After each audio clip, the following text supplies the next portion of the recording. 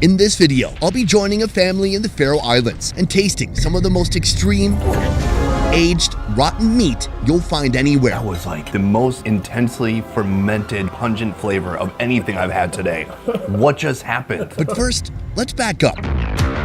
Already on the Faroe Islands, Basically, you're just gonna need a langoustine and a knife. we've discovered treasures from the deep. Just like that. Oh, Today, we're moving our focus to land-based creatures. do you want to take it? Me? One of the only farmed animals in this country are sheep. Most people eat sheep meat here. We eat it as a delicacy and also on a daily basis too. And here in the Faroe Islands, they cook up sheep in ways you've never seen before, What's going on here? Fermentation, my man. aging it for months until it becomes one of the most shockingly putrid, pungent delicacies I've ever seen. Gosh, what is it like? You know how you describe that? But before we get to that, breakfast. The bone. There it is. Black pudding, as you know. Yeah, you know, I like a lot of different types of pudding growing up. Chocolate, tapioca, not really blood. To make blood pudding, first you need to make the stuffing, a combination of fresh sheep's blood, an impressive mound of brown sugar, flour, and salt. Add ground cinnamon, ground cloves, raisins, rolled oats, and finally some caul fat. Why do you think they call it pudding? I think it's a British thing, right? Yeah, actually translated word by word is blood sausage. That's what I'm more familiar with. The pudding thing was always hilarious to me. It was off-putting. Once it cooks through, slice it and fry it with butter. All right, it is very soft. Blood sausage for breakfast. Let's go. Fascinating. Really interesting flavor. It almost has a slightly bready texture. And yeah, cinnamon, sugar, some sweetness inside. That's really nice. You can't taste the intestines at all. No. Where'd you get the blood sausage from? Did you make it? Yeah. And where did you learn this recipe from? From my mother. Amazing. I could eat a whole freaking sausage of this. Today, Susanna and her husband are giving me a real taste of Faroese home cooking. Their friend Jonathan is here to help. How do you say delicious in Faroese? Otroligt or ometelig gott. 2 words. Do you have anything with less than 8 syllables? No. Oh, okay, great. So I know in the islands that fish are super important. Just the fishing industry in general is huge here and people eat a lot of fish, but how important are sheep here? Very important. Yeah, I think they're very important. Yeah. Because most people eat sheep meat here. We eat it as a delicacy and also on a daily basis too. Sheep are one of the only land animals that can survive the harsh, year-round weather of the Faroe Islands. It's a native breed that can put up with the consistent cold, rain, and wind. I heard on these islands there are 2 sheep for every person. Close to that. Do you own any sheep? Not anymore. I sold everything. Now I have absolutely nothing. I have a spider or 2, but that's it. You have a stock portfolio? No, don't. Oh, not even that. Oh, wow. Retirement account? No. Okay. Unlike their friend, Thomas's family does own a flock of sheep. Every October, they retrieve some of the flock and slaughter them before winter comes. I'm here to experience the delightfully bizarre way the sheep is prepared. You know, I've eaten sheep and mutton and lamb in many different countries, but never in a place like the Faroe Islands. I know here there's very different techniques for preservation, for cooking food fresh, but also for preserving meat over time, including some fermented and dry meat. Does it have a fermented smell to it? It absolutely has. Sometimes it's so strong it makes you cough. That's the fermented smell of it. I have a lot to learn today. First things first, we have to go get that sheep We have to go get this sheep and kill it. and kill it. Folks on these islands have a very hands-off approach to raising sheep. In fact, they do almost nothing at all, as the sheep roam freely, chomping away at the island's lush grasses.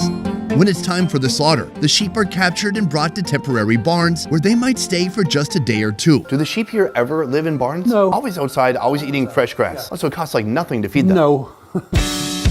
Thomas and his brothers own this and the land around it. So. Really? Yeah. So they have this property within the village, and its only purpose is to hold sheep for 1 or 2 days, a few times a year. Yeah. That is ballin'. Once their short stay ends, the sheep are taken to their final destination, where slaughtering and butchering will commence. Right here, we have Jacob, professional sheep wrangler. Right now, he has to get the 1 sheep, which seems like it would be easy, except for this 1 sheep has a lot of space to run around and try to escape. I have a very important job. When he goes in, I have to hold the door shut. Is that right? Yes. Jacob going in for the equally easy job. I'm gonna hold the door shut. Yep, I got that. Now he's going for the sheep. The sheep is trying to get away. It's trying to, oh no. It is panicking. It's trying to come out the wood, but it's not gonna work. You can tell Jacob's a pro. He's got it in a headlock already. He's kind of riding it like a small pony. Back away slowly. Okay. Selected sheep weigh in at about 40 to 50 pounds, while the rest are kept for breeding to ensure the cycle of life continues. Mission complete. So many things I love to do. There's so many things I love to do. Back at their home, the same garage where they parked their car is about to become a slaughterhouse.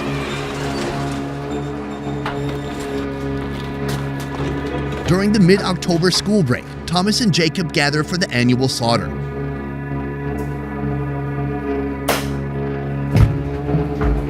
Do you ever see people outside slaughtering sheep? Never. Because it's also considered very bad to slaughter sheep outdoors.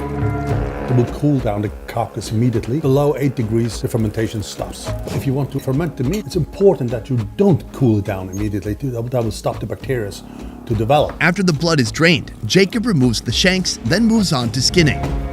Jacob. Yes. What's your speed record for butchering a sheep? Don't act like you've never thought about I it. don't like to brag. So humble. Oh, please. I insist. Just this one time, could you tell me? The man who knows my time took it with him to his grave. Whoa, ominous. All right, that was dark. What are you doing now? You're reaching inside its body? Are you skinning it just with your hands? Yes. Holy cow. Jacob and his father butcher about 20 sheep per year, enough to last throughout the entire next year. During this time, he's known as the butcher. But for the rest of the year, he's a boat machinery engineer. How old were you when you first saw this process? 4 or 5 years. Then how much therapy have you required since that time? No. This is what bothers me. It's like, it's so normal here. Yeah, my father taught me, his father taught him, and that's how it rolls. It seems like raising sheep, slaughtering sheep, it's like a normal part of daily life in the Faroe Islands. It is. In fact, Faroe Islands mean sheep island. Sheep have been a vital part of sustaining life on the Faroe Islands through its history, ever since the Norse settlers brought them here during the age of Vikings. Some of these ancient recipes and methods of meat preservation have survived to this very day. I've never seen a garage like this, I must say. Like a professional slaughtering setup. You have everything you need for the whole operation right here in this garage. You know that's not like every family has that, right? No. I mean, is this typical in the Faroe Islands that people are slaughtering sheep in their own garage? Yes. Wow. Usually, in a setting like this, certain tasks are divided among men and women. Men deal with the slaughter and skinning, while cleaning and cutting the organs is reserved for the women and the girls. Once butchering is complete, the wool will be sold, the organs will be cooked, and the coal fat will be fermented. Every scrap from the sheep will be utilized in some way, but some parts won't be utilized until months down the road. How far back does this tradition go? It's hard to tell, but hundreds and hundreds of years. It's just an ancient way of preserving meat. Sheds like these, found all throughout the islands, serve one purpose: to create the ideal conditions for a controlled rot. I'm assuming this type of room has a specific name, right? Chocolate. Like you couldn't turn this into an Airbnb. Would not recommend it though, but why not? You could. What people don't realize watching right now is this room is extremely drafty. It's not like a direct wind, but there's a draft that comes through the walls. Exactly. The local weather and the room itself ensure the right temperature, humidity, and airflow. We tend to just use the nature to control the fermentation. So if it's too cold, the fermentation doesn't go well. If it's too hot, we probably too fermented. Luckily, we have an average, more or less perfect climate for fermentation of meat. That's why we do it. These are slaughtered just yesterday and today, and the process of fermentation is starting now. And it will go on for 3 months. In 3 months, it will look like this.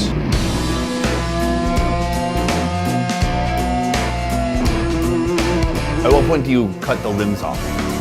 For certain occasions, like December, mid-December, you start eating the ribs. And Christmas, you start eating more and more. And this last part you eat is actually the leg. Gosh, what is it like? Do you know how you describe that? Hard to describe, but something very strong. Taste this one. And then when you cut it open, that's when the ammonia comes out. This has such a strong smell to it. So I've just peeled the fat away quite easily. And then what remains is a semi-dry, kind of gummy, soft meat. Cheers. Oh, that's lovely. A very unique, fascinating texture. It's a melt in your mouth kind of texture. It does have a slight cheesy quality to It's it. exactly the taste you're talking about. Some of the Scandinavian cheeses and French cheeses, they have exactly this kind of taste. Yeah, it's where the smell is kind of offensive, but then when you bite into it, that's all gone. Speaking of extreme, what is this right here? This is the same fermented meat, but cooked in the broiler for about an hour.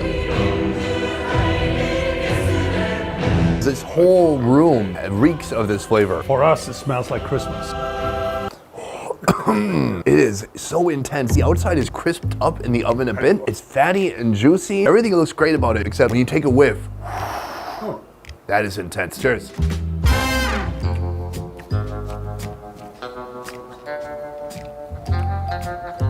Wow, I hate it and I love it at the same time. It's like my mouth reeks of dairy and old cheese. Blue cheese taste. Yes, the texture is outstanding. Incredibly tender, moist, succulent on the inside. And then there's just a fascinating funk that goes along with it that is like just on the edge of being overbearing. And then once it's gone, you want a little bit more again. Exactly. What is this? Alcohol. That's what we're missing. eat that while still have that taste in your mouth. Oh, that's awesome. It pairs perfectly with this. How long have you had this shed in particular? From 1988. Wow. You would never expect it as you look down the landscape and you see all these different houses like you're in a small cottage. Meanwhile, between the houses, there's these places for the sheep to stay for a day or two before butchering. There's garages fully outfitted with the means to slaughter the sheep. And there's places like this fully meant just for aging meat. Is this common? Yeah. So wild. Soon, I'll face off with the sheep's face as the family prepares a traditional Faroese supper. But first, an appetizer that's too good to pass up. Balls. Have you had balls before? No. Okay, so usually you don't eat these. No, I don't, but a lot of people in Faroe Islands do. Wait, why don't you? I don't know, it's balls. It is balls. Though Jacob has never tasted this, particular organ, he's decided to cook them up along with garlic, paprika, steak seasoning, and pepper. Where'd you get this recipe? I love to cook, so put the ingredients that I like. See, here's what you do. You go plain ball to really appreciate the taste. Cheers. Cheers, man. That's lovely. It's actually good. A little bit fatty. You got a nice little crust on the outside. Got a little bit of a crunch. These are sophisticated balls. They're good. And so usually you're throwing the balls out or just giving them to the dogs? I give it to the dogs, yeah. Okay, they must love that. What about whales? Do whales have balls? I don't know. Do all mammals have balls? Never seen a whale with two big balls hanging out. It would create a lot of drag in the water. I know. They wouldn't be as fast. It's quite an honor for having us here today. You have a beautiful family, beautiful home, and this is some really incredible food that I'm very honored to be trying for the first time. That was a good one. That was a good one. Before we build up to our main course, the sheep head, I'll be trying this. This is made with sheep intestines that are stuffed with fermented caul fat. After cooking, it looks a little bit like this. It's usually paired with fermented fish, but on the Faroe Islands, potato is always a welcome choice. Now, do you want thin slices like this? How's that? Yeah, it's like a radish. What did you really do? I'm fine. I'm fine, he says. I thought we might take a bite together, but Frolicked. wow. Delicious. It is delicious. It's very salty. It's heavy, but not enough to make you feel like you're eating a stick of butter. It is nice to mix it with a little bit of potato for some It is, balance. definitely, yeah. I think it's amazing. When's the last time you had that? Every Christmas, actually. Does it remind you of Christmas? Yeah. Yeah. I do like that. I think we should move on to this over here. Next, all the organs collected today, the stomach, the lungs, the intestines, are cooked together in one pot, along with this, sheep liver stuffed with fat and garlic. After cooking, sizzle it on a frying pan with butter, garlic, and onion. A big basket of goodies. There's different shapes, different sizes, and some are super crispy, like they were just baking on the bottom of that pan forever. Yeah. Oh yeah. Rich, greasy, delicious, not gamey at all so far. That first piece is delicious. Let's try this out. Wow. It's interesting because it's my first time in my life trying these types of sheep, and they don't have that usual kind of muttony, sheepy, gamey flavor. Yes, we think so. And we have the liver with the fat inside of it. Garlic and fat. That inner part is so important, having some of that fat in there and extra flavor from the garlic. Tastes like onions in there too. Yeah. Thank God. Sometimes I guess, and I'm wrong. It's absolutely humiliating. Last but not least, the sheep head. First, the hair must be removed by way of torching. Then, like anyone with a fully equipped slaughterhouse in their garage, saw the head in half. The brain will be used for another dish, but the remaining head meat is braised for hours with a pinch of salt. Jeg vil have sådan der forknøjsene. When he was a kid, they got the head for dinner. If they didn't eat head, they didn't get anything. Oh wow, and the whole bottom cheek, kind of inside and outside. I want to try this cheek right here. This looks amazing. It's interesting because it's not even really warm. It's kind of cooled down. It's like a little firm, a little soft. The fat is really rendered down. Very good. Very good. Here's the tongue.